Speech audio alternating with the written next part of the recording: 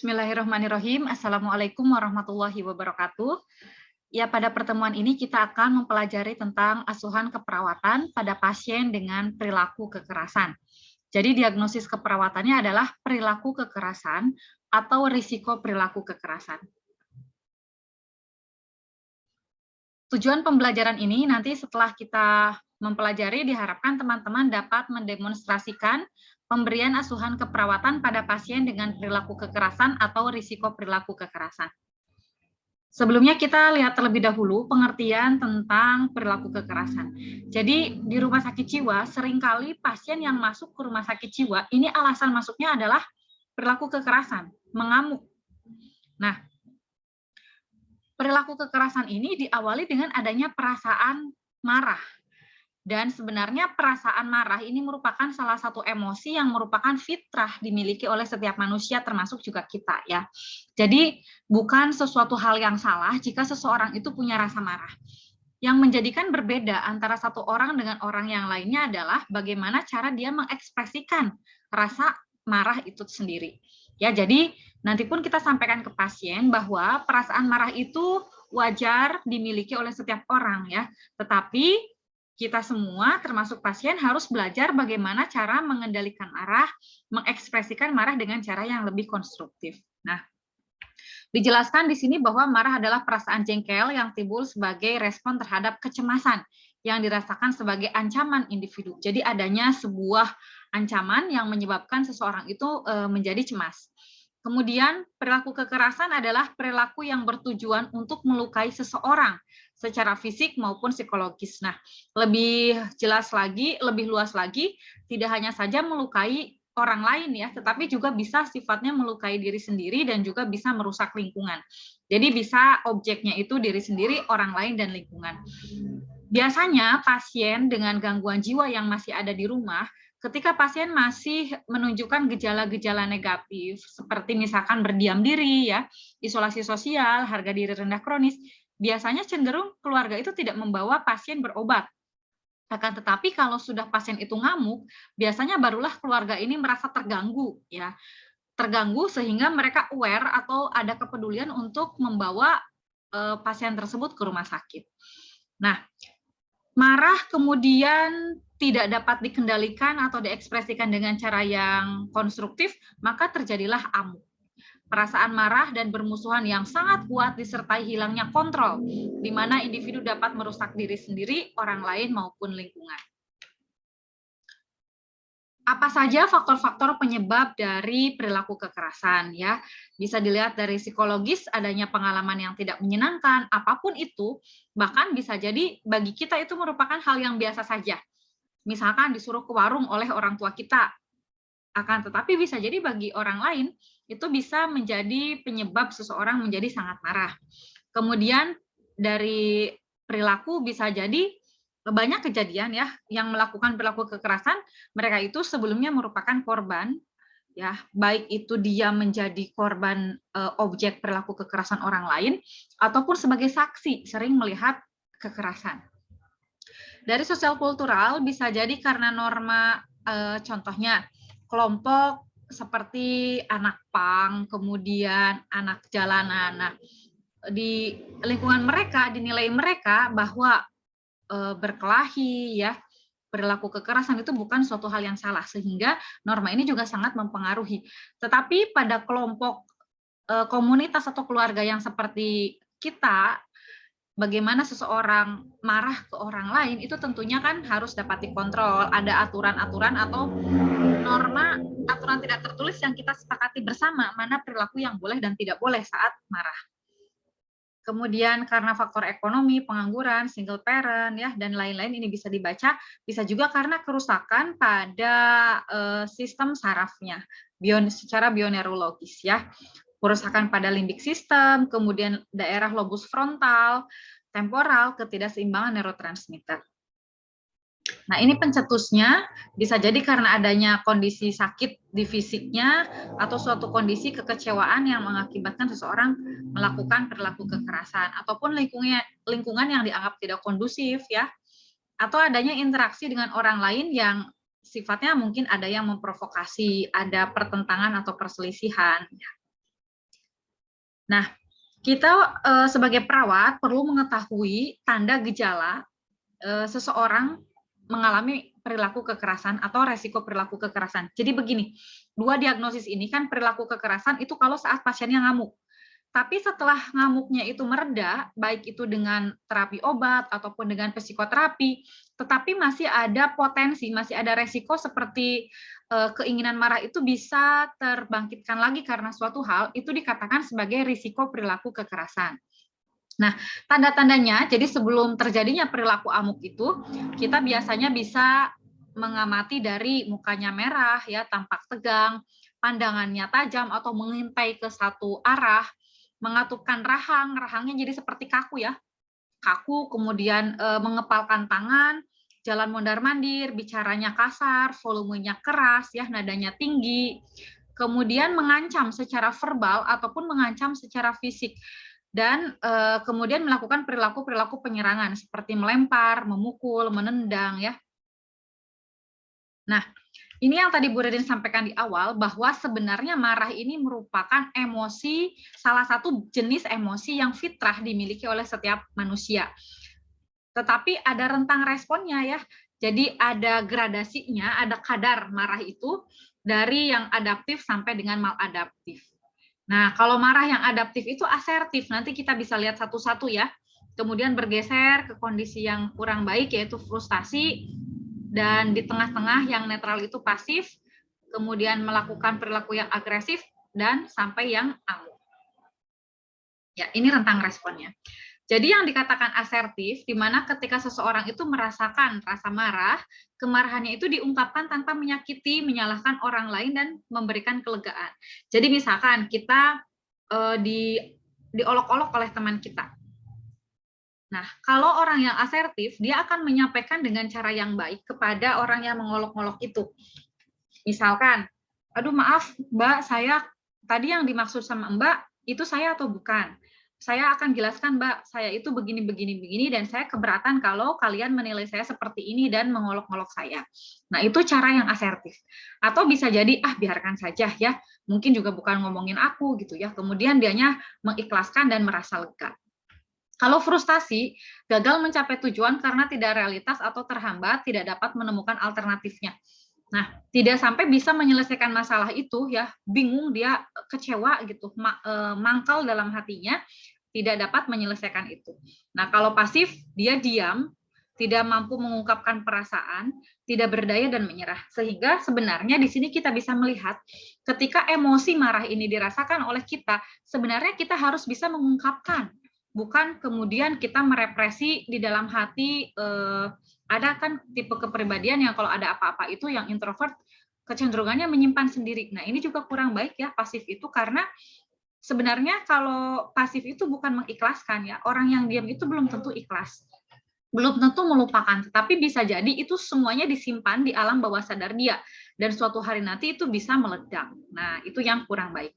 Kemudian agresif, tindakan destruktif, tapi masih terkontrol ya, sudah mulai melakukan tindakan-tindakan yang kurang baik, tetapi belum parah ya, masih bisa dikendalikan atau diingatkan. Sedangkan amuk, kalau amuk itu orang yang benar-benar ngamuk, walaupun diingatkan, sampai dipegangin, ditarik, tetap aja dia tetap berusaha untuk menyerang. Nah, kemudian sebagai perawat, di tahap pertama tentunya kita melakukan pengkajian, bisa dengan wawancara dan juga dengan observasi. Pada saat pengkajian kepada pasien, ini tentunya bukan pasien yang lagi ngamuk banget ya, setelah pasien ngamuknya agak menurun, setelah menjadi resiko perilaku kekerasan, baru kita kaji apa yang menyebabkan dia marah. Kemudian perasaan marah yang dia rasakan itu sebesar apa? Kemudian tanda-tanda yang dirasakan oleh pasien apa saja. Nah, ini yang tak kalah penting adalah pasien itu dapat mengidentifikasi dampak marah yang ditimbulkan. Jadi banyak pasien di rumah sakit jiwa itu yang merasa bahwa tidak salah caranya marah, misalkan dengan cara membakar rumah, itu tidak salah, malah menjadi puas. Nah, ini kita harus membantu pasien untuk dapat mencapai kesimpulan bahwa marah dengan cara seperti itu tidak baik. Bisa kita orientasikan ke kerugian di orang lain, kemudian di diri sendiri, kemudian kerugian di lingkungan jadi rusak, dan lain-lain. Kemudian kita juga harus tanya kepada pasien bagaimana cara mereka mengatasi marah yang dirasakannya itu. Siapa tahu mereka itu sebenarnya sudah punya cara yang konstruktif, hanya saja belum biasa terlatih. Nah, itu harus kita latih biar saat marah itu muncul, mereka terbiasa melakukan tindakan itu. Kemudian kita juga mengobservasi, dari observasi kita ya tadi tanda-tanda marah ya, yang disebutkan di tanda dan gejala. Nah, silakan teman-teman bisa baca. Jadi dalam satu kali fase marah, kita itu melalui beberapa fase, ya ada 5 fase. Yang pertama, adanya triggering. Triggering itu adanya faktor pencetus, adanya stimulus. Kemudian ada fase eskalasi. Nah, ini dari adanya pencetus, stimulus, menuju ke kondisi di mana dia akan hilang kontrol. Fase krisis terjadi selama pasien itu lepas kontrol. Jadi pertama adanya pencetus, kemudian eskalasi itu mulai meningkat, sampai lepas kontrol, itu fase krisis. Kemudian recovery akan menurun kembali, baik secara fisik maupun emosinya mulai terkontrol lagi, dan post krisis di mana bisa jadi pasien itu merasa menyesal, merasa malu setelah melakukan tindakan kekerasan itu. Nah, ini bisa kita feedback ya, atau kita bisa evaluasi diri kita saat kita marah. Pasti pertamanya setelah ada pencetus itu mulai meningkat, kemudian sampai meledak marahnya itu, kemudian akan menurun lagi dan sampailah pada fase kita merasa menyesal. Nah, kemudian setelah itu, setelah mengkaji, kemudian sudah ada DODS, kita menegakkan diagnosis. Diagnosisnya bisa perilaku kekerasan, bisa resiko perilaku kekerasan. Dua-duanya adalah diagnosis gangguan ya, kelompok gangguan. Nah, penata laksanaannya tindakannya apa saja? Bisa dengan farmakoterapi, jelas dengan obat-obatan yang meresepkan dokter. Tapi perawat yang 24 jam bersama pasien, kita punya kewajiban untuk memastikan pasien ini meminum obat dengan prinsip 6 benar minum obat itu.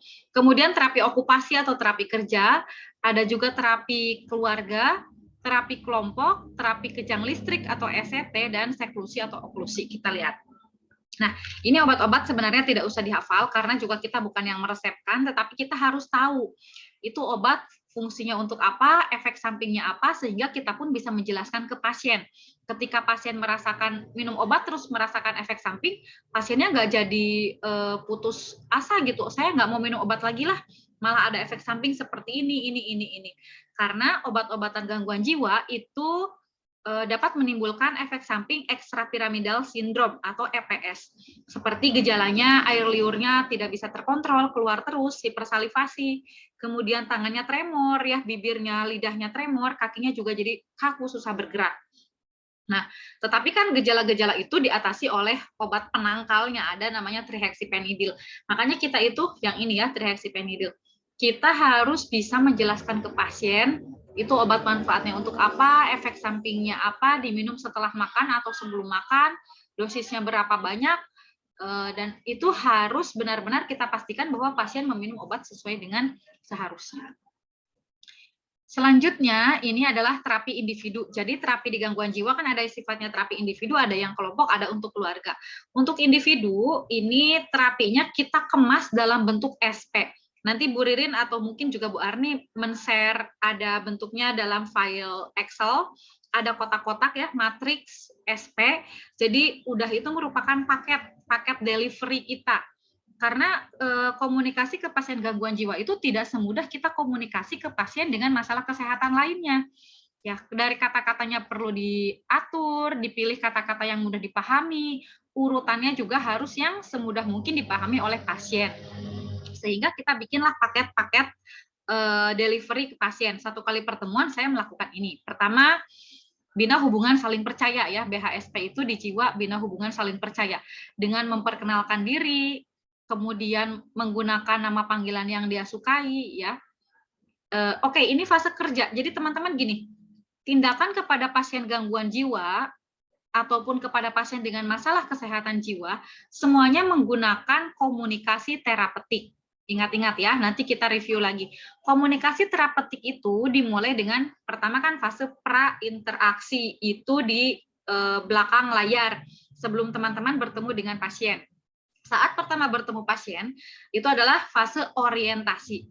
Nah, nanti apa saja yang harus ada dalam fase orientasi? Ini BHSP-nya sebenarnya di orientasi ya. Salam, memperkenalkan diri, kemudian menanyakan nama panggilan yang disukai, kemudian kita menanyakan masalahnya apa yang dirasakan, terus apa tindakan yang sudah dilakukan oleh pasien itu sendiri untuk mengatasi itu. Habis itu kita tawarkan, mau nggak kita sekarang belajar cara mengatasi marah dengan cara tarik nafas dalam.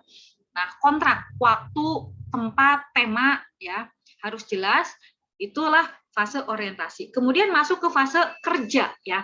Ini di fase kerjanya ini kita mengidentifikasi marah, tanda gejala yang dirasakan, ya. Kemudian perilaku yang dilakukannya apa, akibatnya apa tadi, dampaknya pasien harus tahu, bisa sampai pada kesimpulan bahwa marah dengan cara seperti itu tuh nggak baik. Makanya mau latihan dengan cara yang lebih baik. Nah, salah satunya di pertemuan pertama kita akan melatih cara mengendalikan perilaku kekerasan dengan teknik latihan napas dalam. Ya, diajarkanlah napas dalam di pertemuan yang pertama. Oke, baik. Selanjutnya di pertemuan yang kedua nih. SP1 itu bisa jadi sebenarnya diulang-ulang, bisa jadi tergantung kondisi pasien ya, nggak harus pertemuan 1 SP1 selesai, pertemuan kedua SP2 selesai, pertemuan ketiga SP3 selesai, enggak. Bisa jadi itu diulang-ulang karena mungkin pasiennya juga belum bisa menguasai itu. Tapi bisa jadi juga di pertemuan pertama mau SP2 dulu silahkan ya, ini bukan urutan yang wajib harus seperti ini. Tapi memang biasanya kita dari yang SP1 dulu. Di pertemuan kedua dengan pasien, di pertama fase orientasi sudah sama dengan tadi, fase orientasi sama ya urutannya. Ini fase kerjanya yang beda. Kita tanyakan latihan yang kemarin latihan apa, masih ingat nggak? Coba diulangi lagi. Kan kemarin napas dalam ya, disuruh diulangi lagi.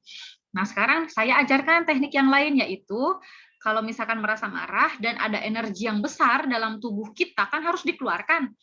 Coba aja teman-teman evaluasi diri sendiri. Saat merasa kesel, pasti ada rasa yang harus dikeluarkan gitu. Besar banget, ada energi besar yang memaksa ingin keluar dari tubuh kita. Nah, kita lampiaskan dengan cara, oke, kita memukul tapi ke benda-benda yang empuk, sehingga tidak berbahaya bagi diri kita dan tidak membahayakan orang lain. Oke, disuruh pukul bantal atau pukul kasur ya. Kemudian pertemuan selanjutnya ditanyakan yang kemarin kita udah latihan apa aja. Oh, tarik napas dalam sama pukul bantal. Coba diulangi lagi. Gimana, udah dilakukan belum? Nah, sekarang kita akan latihan cara mengontrol marah dengan mengungkapkannya dengan cara kalimat yang baik ya. Latihan cara menolak yang baik menggunakan kata maaf. Kemudian mengungkapkan kalau minta tolong bilang kata tolong, kalau sudah diberikan pertolongan atau bantuan oleh orang lain, ucapkan terima kasih. Itu kita latih pasien dalam bentuk kasus. Kita berikan contoh kasus, misalkan teman-teman dipinjamkan raket saat mau badminton. Terus apa yang diucapkan? Terima kasih sudah meminjamkan raket lah. Seperti itu contoh mudahnya. Oke, kemudian SP4 adalah mengatasi marah dengan cara spiritual ya. Jadi sesuai dengan ajaran agamanya masing-masing, pasien dilatih menurut agama, misalkan menurut Islam caranya mengucapkan istighfar, kemudian berdoa, kemudian wudhu, sholat ya. Oke, kemudian selanjutnya dengan obat. Ya, teman-teman bisa lihat di YouTube ya bagaimana pemberian strategi pelaksanaan, dan ini pun teman-teman jelas harus latihan. Kalimatnya harus seperti apa itu harus disusun dulu teman-teman ya. Kalau untuk pasien gangguan jiwa pasti nanti teman-teman latihan menyusun strategi pelaksanaan. Teman-teman lihat dulu contohnya nanti biar ada gambaran ya bagaimana menyusun strategi pelaksanaan atau SP. Nah, selanjutnya adalah kepada keluarga. Jadi selain kepada pasiennya, keluarga juga perlu diberikan intervensi. Jangan sampai pasien misalkan di rumah udah pulang, sampai rumah perasaan marahnya muncul, dia mukulin bantal. Dikira sama keluarga, oh ini kambuh, padahal kan benar, sudah diajarkan di rumah sakit, kalau marahnya muncul, nggak terkontrol hanya dengan tarik nafas dalam, boleh dikeluarkan dengan cara memukul benda yang empuk. Nah, tapi keluarganya nggak paham, malah dibawa lagi ke rumah sakit. Nah, ini kan akan menjadi sumber marah juga bagi pasien. Makanya keluarga pun kita harus kasih tahu, ini loh yang diajarkan ke keluarganya yang dirawat. Oke, selanjutnya sekarang manajemen krisis. Jadi, memang yang mungkin teman-teman punya bayangan orang gangguan jiwa itu mengerikan karena mereka ngamuk. juga di media sosial banyak banyak sekali di-share berita-berita tentang perilaku kekerasan yang dilakukan oleh pasien gangguan jiwa atau ODGJ ya. Ya, sebenarnya tidak semuanya seperti itu, tetapi juga memang pada kondisi amuk tadi hilang kontrol itu sangat mungkin terjadi. Nah, menurut APA atau American Psychiatric Association disebutkan bahwa ada 5 kriteria manajemen krisis. Pertama, mencegah segera bahaya yang bisa dialami oleh klien maupun orang lain ketika terapi yang lain tidak efektif. Untuk menghindarkan gangguan serius, program penanganan atau kerusakan lingkungan yang bermakna, mempertahankan penanganan sebagai bagian dari terapi perilaku, menurunkan jumlah stimulasi yang dapat dijangkau oleh klien, dan untuk menuruti pesanan klien sendiri. Nah, saat ngamuk yang benar-benar tidak terkontrol dengan obat, tidak terkontrol dengan psikoterapi, maka karena ini akan membahayakan, maka ada yang namanya seklusi. Nah, atau diisolasi. Ya, ini contoh ruangannya. Nah, tapi ini bukan tindakan pilihan pertama sebenarnya ya, kan diusahakan dulu dengan obat. Karena obat nggak mempan, nah, maka pilihannya adalah seklusi. Jadi pasien diisolasi atau dimasukkan ke ruangan yang itu aman. Sebenarnya ada standarnya nih seperti ini.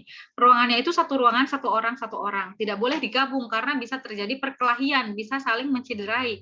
Dan itu pernah terjadi ya. Jadi pasien dalam common room atau ruangan bersama tidak teridentifikasi akan muncul perilaku kekerasan atau amuknya, ngamuk kemudian mencederai pasien yang lain.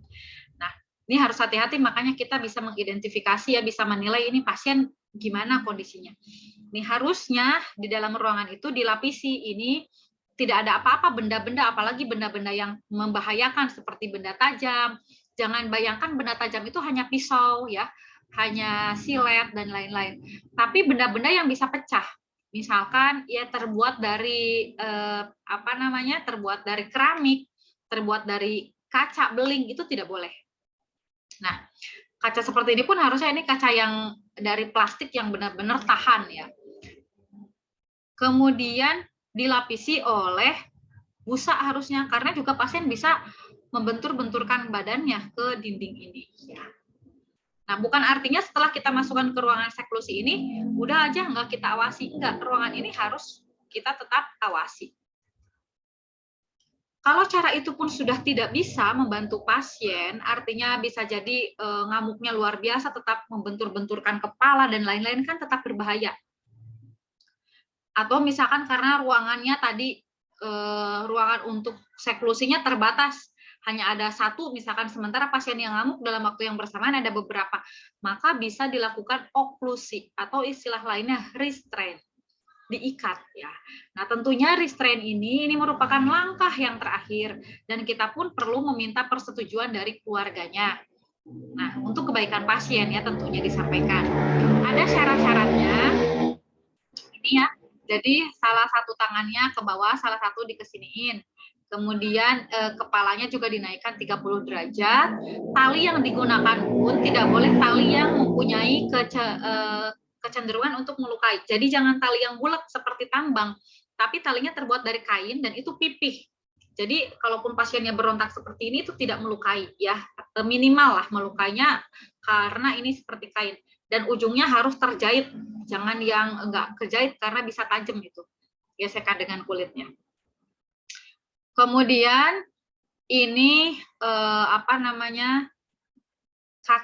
di kaki dan juga di pergelangan tangan jangan terlalu kencang ya, harus bisa dimasukin ada rongga, ada space 1 atau sampai dengan 2 jari. Yang penting ini nggak lepas. Dan ini nggak lama, jadi saat pasien di restrain kita harus menyampaikan ke pasien tujuannya apa, berapa lama akan di restrain, yaitu sampai dengan pasien dapat mengontrol marahnya. Kalau sudah mengontrol marah itu akan dilepaskan, tapi nggak langsung semuanya 4-4-nya ikatan dilepaskan, satu-satu dulu, bertahap ya. Sambil kita identifikasi bagaimana perkembangan pasien, obat tetap dimasukkan. Jadi mulai dikontrol dengan obat. Baik, itu yang dapat disampaikan oleh Bu Ririn pada pertemuan ini. Semoga bermanfaat pesannya. Sebagaimana salah satu hadis dikatakan bahwa orang kuat bukanlah orang yang sering menang berkelahi, akan tetapi orang kuat adalah orang yang mampu mengendalikan hawa nafsunya ketika marah. Ya, ini pesan sponsornya. Ya, baik, saya akhiri. Semoga bermanfaat. Wassalamualaikum warahmatullahi wabarakatuh.